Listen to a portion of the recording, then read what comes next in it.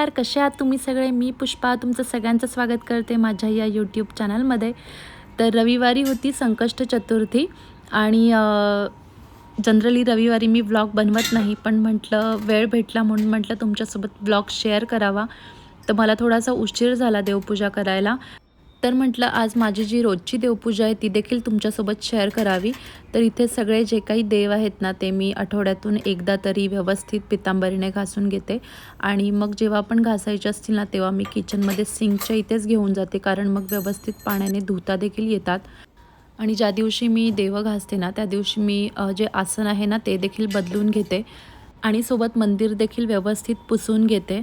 तर इथे बघा मी आता आसन चेंज केलेलं आहे. तर मी आज हा गुलाबी कलरचा आसन टाकलेला आहे आणि मी फक्त मध्ये एकच आसन घातलेलं आहे. मंदिरामध्ये आहे ना हे जी साईज आपल्याला भेटते ना त्या साईजमधलं आसन मला कधी भेटलेलं नाही आहे. त्याच्यामुळे मग मी 2 तरी टाकते ना, तर मग आज म्हटलं की एकच टाकूया. आणि आज मी देवाचा दिवा देखील आज चेंज केलेला आहे. तर याच्यामध्ये बरंच तेल बसतं, म्हणजे दिसायला खूप छोटा दिसतोय हा दिवा, पण याच्यामध्ये इतकं तेल बसतं की आता मी तुम्हाला दाखवतेच की याच्यामध्ये किती तेल बसतं. दिसायला तर खूप छोटा दिसतोय.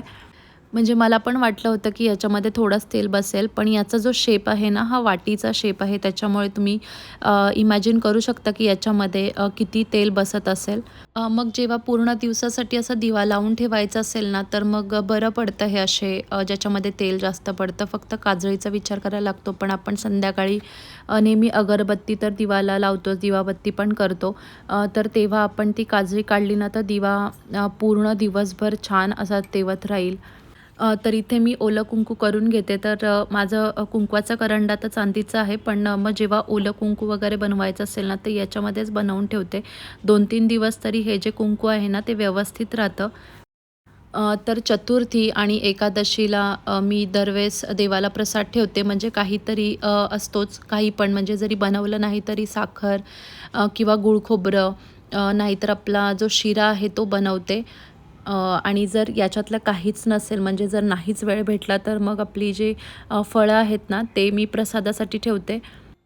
तर आज चतुर्थी होती म्हणून म्हटलं की शिरा बनवावा आणि त्या शिऱ्याला देखील वेगळ्या पद्धतीने आपण नैवेद्य बनवावं.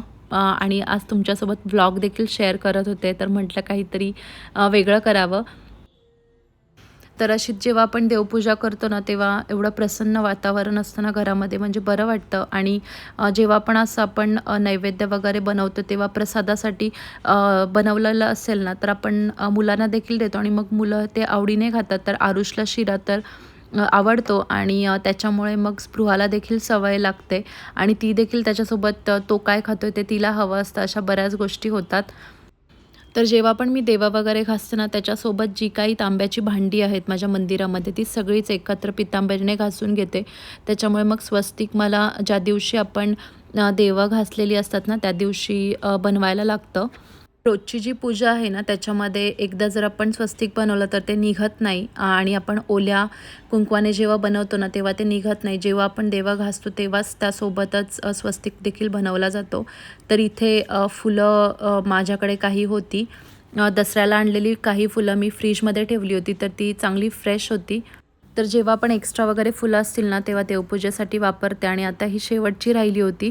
आता दिवाळीसाठी तर आपल्याला परत फुलांच्या माळा वगैरे लागतीलच. तर इथे माझी देवपूजा करून झालेली आहे. तर इथे माझी आता रोजची पूजा झालेली आहे आणि आता चतुर्थी आहे म्हणून गणपतीचा अभिषेक करून ठेवायचा आहे. आणि अभिषेकासाठी मी हा जो माझ्याकडे छोटा गणपती आहे, जी माझी जुनी जुनी मूर्ती होती ना ती घेते आणि अभिषेक करून घेते. तर जेव्हा पण फुलं वगैरे नसतात ना तेव्हा ह्या ज्या माळा आहेत ना, म्हणजे हार आहेत ना, हे खूप सुंदर दिसतात मूर्तींना. त्याच्यामुळे ते नेहमीच मंदिरामध्ये देवांना घातलेले असतात आणि हे मी पुण्यातून घेऊन आलेली आहे. इथे मला जवळपास काहीच भेटत नाही. आता मी इथे अभिषेक करून घेते.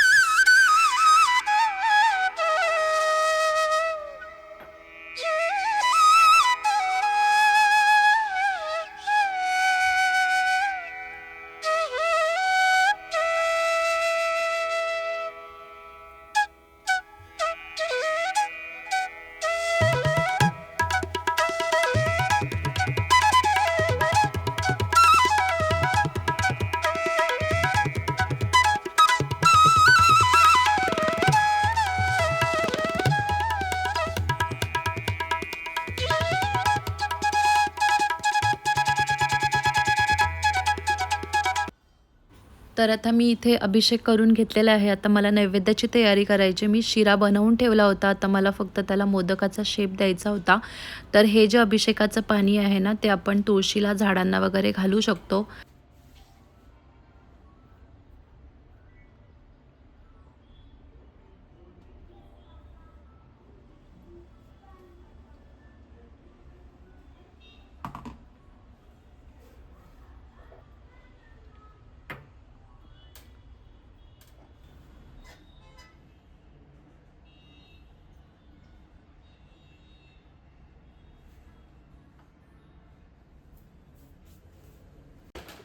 तर माझी जी समई आहे त्याच्या बाबतीत मला एखाद दुसऱ्या कमेंट येतात, तर म्हटलं आज तुमच्यासोबत या व्हिडिओमध्ये शेअर करावं. तर माझी ही जी समई आहे ना, ती मी पुण्यातून घेतलेली आहे आणि खूप जुनी समई आहे, जी मला 7,000ला पडली. जर तुम्ही आत्ता समई घ्यायला गेलात तर तुम्हाला माहितीच असेल या एवढ्या हाईटच्या समईचा आता रेट काय चालू आहे. तर जेव्हा मी इथे शिफ्ट झाले तेव्हा स्पृहा खूप लहान होती, त्याच्यामुळे बऱ्याच गोष्टी मी तशाच बॉक्सेसमध्ये ठेवून दिल्या होत्या. काहीच बाहेर काढलं नव्हतं, कारण मला माहिती होतं की स्पृहा लहान आहे तर मला ह्या सगळ्या गोष्टी मॅनेज होणार नाहीत, सगळं मेंटेन करायला. त्याच्यामुळे मग मी त्या बाहेर काढल्याच नव्हत्या. आणि तुम्हाला माहितीच आहे की तांब्या पितळ्याची भांडी जी आहेत ना, ती किती मेंटेन करायला लागतात, किती त्यांना लक्ष द्यायला लागतं. थोडंफार जरी त्याच्यावरती धूळ पडली किंवा जर त्याला घासून पुसून नाही ठेवलं तर ते लगेच काळे दिसतात, हे तर तुम्हाला माहितीच असेल. तर ही जी समई आहे ना, हिला देखील मी 15 दिवसातून एकदा, आणि आपले काहीतरी सण असतातच त्याच्यामुळे ती घासली जातेच. त्याच्यामुळे ती व्यवस्थित दिसते, सुंदर दिसते आणि नवीनसारखी दिसते.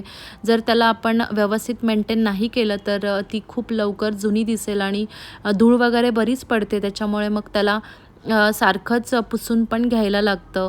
तर या ज्या छोट्या-छोट्या गोष्टी आहेत ना, त्या नसतील माहिती त्यांच्यासाठी मी आज सांगितलं. आणि अशी बरीच भांडी आहेत की जी अजून लॉफ्टवरतीच आहेत आणि मला नाही वाटत की मी ते वापरेन. हंडा, टाकी वगैरे बऱ्याच गोष्टी आहेत, तर त्या फक्त दिवाळीच्या क्लिनिंगसाठी बाहेर येतात आणि मग परत तशाच त्या लॉफ्टमध्ये जातात, म्हणजे वापरणं होत नाही. कारण त्याला खूप मेंटेन करायला लागतं आणि तुम्हाला माहितीच असेल की पितांबरीने घासणं पण खूप डिफिकल्ट आहे. आपले हात देखील काळे होतात आणि मुलं लहान असल्यावरती मेन म्हणजे या सगळ्या गोष्टी मॅनेज करणं होत नाही. तर इथे तुमच्यासोबत बोलत बोलत माझे सगळे मोदक जे आहेत ना, ते रेडी झालेले आहेत आणि 11 मोदकांचं मी नैवेद्य दाखवते. आणि नंतर आरुषला पण शिरा बराच आवडतो, त्याच्यामुळे तो वाट बघत होता की मम्मी नैवेद्य कधी देते. त्याच्या आधीच त्याने थोडंसं टेस्ट देखील केलं होतं.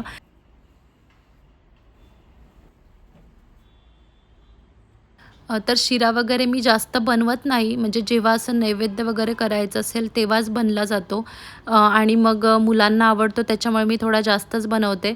तर इथे माझं नैवेद्य दाखवून झालेलं आहे आणि आता मी स्पृहा पण आरुषसोबत बसून खाते, म्हणजे ती देखील टेस्ट करते की दादा काय खातोय, मग तिला पण हवं असतं सगळ्याच गोष्टी. तर कसा वाटला आजचा व्हिडिओ मला नक्की कमेंट सेक्शनमध्ये सांगा. तर भेटूया अजून एका नवीन व्हिडिओमध्ये. तोपर्यंत तुमची काळजी घ्या. Take care and bye.